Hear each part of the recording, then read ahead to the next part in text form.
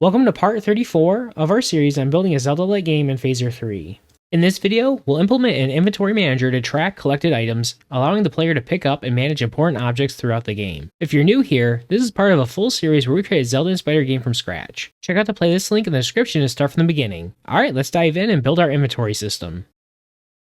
For our next dungeon mechanic, we'll focus on our inventory manager. Our inventory manager is going to be responsible for keeping track of all of the items our player has collected in our game. So this will include things like our general items and weapons, like our sword, and it'll have details about each of our areas that our player is in and which items they have collected. As an example, for our dungeon our player is currently in, we'll want to keep track of our items our players collected for that dungeon. So as our player navigates our dungeon and opens up our chest, they'll be able to collect things like our boss key, our map, our compass, and even small keys that we'll use for unlocking our doors. So for our inventory manager class, we're going to need to have methods to retrieve our inventory for a particular area, and we'll need to have a way to update that data as our player collects these items. We'll then be able to take our inventory manager class and tie it to our other classes in our game, so we can do things like in our chest class, before we can open up our boss chest, we want to make sure our player has that boss key. Same thing when our player goes to interact with our locked doors or our boss door, we can make sure they have the required item in their inventory. Later on, this could be extended to populate a game scene to show off our inventory that our player actually has. To start building out our inventory manager, let's go into our code, we'll go into our source folder, under our components, we'll make a new folder, we're going to call this inventory. Let's make a new file, we're going to call this inventory manager. Let's export out our class. So we'll export class, we'll do inventory manager. So for our inventory manager class, we'll want this to be a singleton. What this means is we just only want to create one instance of our inventory manager, and anytime we try to get a reference to it, we want to return that instance of it. For our game, we only need one instance of our inventory manager since it's keeping track of all of our information for all of our game objects. This is different than our game objects for like our enemies, where we want to create multiple instances of those game objects. And for our inventory manager, we'll want to be able to reference this from multiple locations in our code. As an example, we need to reference this class from our game scene, from our chest class, and from our door. And then later on, when we add in our UI elements, they'll also need to reference our inventory manager. And so to support our class being a singleton, one of the ways we can do this is we can add a static method to our class, and anytime we want to get an instance of our class, we need to call this static method. In that static method, we'll keep track of our class to see if it's already been created, and if it has, we'll return that instance, and if it's not been created, then we'll create that instance at that time. And for this to work, we'll want to make sure our constructor is not public. That way, we won't be able to create new instances of our inventory manager from outside our class. So to add in this logic, we'll need to keep track of the instance that we create. So we'll use the static keyword to keep this consistent across all of our inventory managers. And so now we're going to call this instance. For our type, we want this to be our inventory manager. Now we'll add in our constructor. So we'll want to make this private. For the time being, we won't add any code. And now for this to work as our singleton, we need to add in that static method for getting our instance. So let's do public. We'll do static. Let's do get, we want to do instance. This will return our inventory manager, and so now inside here, this is where we'll do our check, where if we don't have our instance, we need to create an instance of our inventory manager. So we're going to do if not our inventory manager, our instance. So if it doesn't exist, now we want to do inventory manager, our instance is going to be equal to a new instance of our inventory manager. And now outside that block, we'll return that instance, so we'll return our inventory manager, and we'll return our instance. So now let's see an example of how this will work. Let's add a console log line to our constructor, and we'll just say created inventory. Now we need to grab a reference to our inventory manager. So let's go over to our game scene. We'll go into our init method, and at the bottom, let's reference our inventory manager. And now to get an instance, we want to reference our instance property, and I'm just going to do a console.log. And now if we copy this line of code, and now let's open up our chest class. And so from our chest class, let's go to the bottom of our constructor, and our chest class will paste it. Let's update our import to have our inventory manager. So once we save and our browser refreshes, we'll see we're only creating our inventory manager one time, even though we're referencing our instance in multiple locations. So for each of our chess game objects that gets created, we're referencing our inventory manager, but because we already created our instance, we skip our constructor and we return that same instance of our class. So right now this doesn't look like much, but once we add in our properties to keep track of our inventory and we start using this, we'll see how powerful this is. So the time being, I'm just going to clean up our console log statements from our game scene and our chess class. We'll jump back over to our inventory manager and let's get rid of our console log statement from our constructor. Now in our inventory manager class, let's start off by defining our types that'll represent our inventory. So we'll do export type. We'll call this inventory data. We're going to set that equal to an object. And on this object, we're going to have two properties. One will be tied to our general inventory. So for things like our sword or our money or our heart pieces that our player can collect.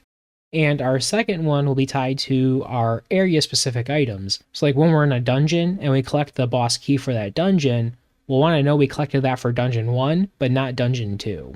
So we'll add in two properties. First, we're going to call this general. For this, we'll add a new type. We're going to call it item inventory. And now for our second property, we're going to call this area, and this is going to be an object. And on this object, our key is going to be one of our level names. We'll do key in our level name type. And for our value, we're going to make a new type. We're going to call this area inventory. So now we'll add in these two types. So let's do type. We'll do our area inventory. This is going to be an object. Now for our area inventory, this will be tied to like our dungeon. And so this will have things like our map, our compass. And for each of our types, we're going to make this a Boolean to show if we collected that item or not. We'll add in map. This will be a Boolean. Let's do our compass and our boss key. Then finally, we'll add in keys. And for this type, we'll have this be a number. And it'll keep track of all the little keys we collect. Now for our second type, we'll have our item inventory. This will be an object, and so now this will be an object of our various items we can collect and we want to keep track of. And so we'll have like our sword, and we'll have this be a Boolean. Now that we have our new types, we'll add these as properties on our class. So after we have our static instance, we'll do a private property. We'll call this general inventory. For our type, this will be our item inventory. And now we'll have our area inventory. And for our type, let's copy our type up here from our inventory data. And now down our constructor, let's assign our properties. And so we'll start off with our general inventory. We'll set that equal to our object. All right, let's add in our sword property, and we'll set this to be true by default. So for our game, we'll have our player start with our sword in their inventory, so they'll be able to attack our enemies in our dungeon. Now let's do our area inventory. For this, we'll want to add in our properties for our dungeon and our world. And so we'll do our dungeon 1. This will be an object. And we'll want to set our map, our boss key, and our compass to be false since we've not collected these yet. Finally, we'll have our keys, and we'll set that to be 0. Let's copy that object for dungeon 1. We'll paste it, and now we'll update this to be our world, and now let's save. Now that we've added our properties to our class, we can work on adding our getters and setters and methods to allow us to retrieve and modify our properties. So at the bottom of our class, let's start with our getter. And so we're going to do get, we'll do data. For our data, we'll return our inventory data. So now we want to return, for general, we'll return a copy of our properties. And so we'll do this, our general inventory. We'll want to do our area. We'll do the same thing. So we'll copy this, our area inventory. So now we want to do our setter. So we'll do set data. We'll have our argument will be data. For our type, this will be our inventory data. And now we'll do this, our area inventory will be equal to a copy of our data and our area. Now we'll do the same thing for our general inventory. And we'll just copy our data and then general. So now for our public methods, we'll need a way to update our inventory and add items to it as we collect them, or as we use our keys, we want to remove those keys from our inventory. We'll also add in a public method to easily retrieve our area inventory for a given level. To add these methods, we'll start with our method for adding an item to our inventory. And so we're going to do public, we'll do add dungeon item. For our arguments, we'll need to know which level we're currently in, and so we'll have our level name. Then we'll need to know which item we want to add to our inventory. So we'll call this dungeon item, and we'll make a new type for this. We'll call this dungeon item. For our return type, we'll do void. All right, so now we need to define our dungeon item type. So let's go into our comment file. the bottom of the file, we'll make a new object. So I'm going to copy our level name here. We're going to paste this. We'll update our object. We're going to call this dungeon item. So now in our object, this will be our items we can collect in our dungeon. So now in this object, this is going to be the items we can collect in our dungeon. So first we'll have our small key. Then we'll have our boss key. And then we'll have our map. And then finally our compass. So now we'll want to define a type for this. So if we go into our common and then our types.ts file, let's copy our export type here for our level name. I'm going to call this dungeon item. And now we'll do key of, type of, our dungeon item. So if we jump back to our inventory manager, let's update our import to have our dungeon item. So now in our method, we can add a switch statement to go over our various dungeon item types, and then we'll update our area inventory for the area that was provided, and we'll set the relevant property. So we're going to do switch, we'll have our dungeon item, we'll have our case, we'll do our dungeon item, we'll start off with our map. Let's add in our return statement, and now we'll do our other types. So let's copy this, we're going to paste it 3 more times. So now we'll have our compass, our boss key, and then we'll have our small keys. Finally, we'll have our default block, and we'll do our exhaustive guard, and we'll do our dungeon item. So now when we collect our dungeon map, we'll reference our area inventory. We want to pass in our area that was provided, and now for our map, we'd set that to be true. Let's copy that line of code, and we'll do the same thing for our compass and our boss key. So we'll update our reference, we'll have compass, we'll have boss key. Now for our small keys, we'll use our keys property, and then we're going to increment this by 1 since we collected a new key. Next, we'll add in our method for getting our area inventory. So we're going to do public, we'll do get area inventory. Now in this method, we'll provide our area, which will be one of our level names, and now we'll return our area inventory. So now we'll do return, and we want to copy our area inventory, and then the area we provided. Finally, we'll add in our public method for using one of our small keys, and so we'll do public, we'll do use area small key. So we'll need to know which area we're using our key from, so we'll have our level name. We won't return anything from our method, and so now we'll just do a check to make sure we have more than one key, so we'll do if our area inventory, our area we provided, our keys property, if it's greater than 0, now we can decrement it by 1. So I'm going to copy this here, paste it, and we'll do minus equals 1. With that last change, that now wraps up our inventory manager, and now we can start connecting this to our game scene and our chest class to keep track of our items that we're collecting. Now to start using our inventory manager in our game, we're going to make some updates to our game scene. Currently in our game scene, in our handled open chest method, all we're doing is we're logging a message to our console. Once our player interacts with one of our chests, we'll want to check what type of reward our player just got, and we'll add that item type to our inventory manager. For our game, we're also going to show an image game object representing the item the player just received from our chest. Later on, we'll be able to connect this to our UI, and we'll be able to show a message about the item our player just received. To start making our changes, first we'll create an image game object to represent our reward that we're going to show to our player. For this image game object, we're going to make it reusable, so let's go to the top of our class, and we'll create a new property to keep track of this object. After our switch group, we'll add a new property, we're going to call this reward item. This will be our phaser, our game objects, and it's going to be an image game object. Now down in our constructor, after we set up our camera, let's create our game object. So we're going to do this, we're going to do our reward item. Now to create our game object, we'll do this, we'll do add, we'll do an image. And now for our arguments, for our position, we're going to do 0, 0. And then we're going to use a default texture. We'll do our asset keys. Let's do our UI icons.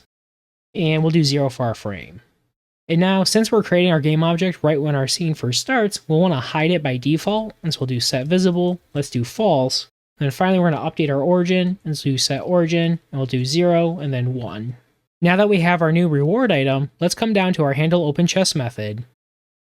Let's get rid of our console log and our to-do. So in our method, first we'll start off by showing our reward to our player. So we're going to do this, we're going to reference our reward item. We'll do set frame. Now for our frame, we're going to use our chest reward to texture frame. Then we want to do our chest and then our contents. Now we want to make our game object visible, so we'll do set visible. We're going to set this to be true. Now we want to update our position, And so we're going to use our chest X and Y value to set our X and Y on our game object. And so our chest reward to texture frame, this is just an object that is a map between our chest rewards to our frame of our sprite sheet we'll be using to show our items to our player. So as an example, if our chest contents, if our reward is our boss key, we're going to use frame 121 from our sprite sheet to show that image to our player. Alright, so now if we want to test our changes, let's go over one room in our dungeon. Let's trigger our trap to spawn our chest.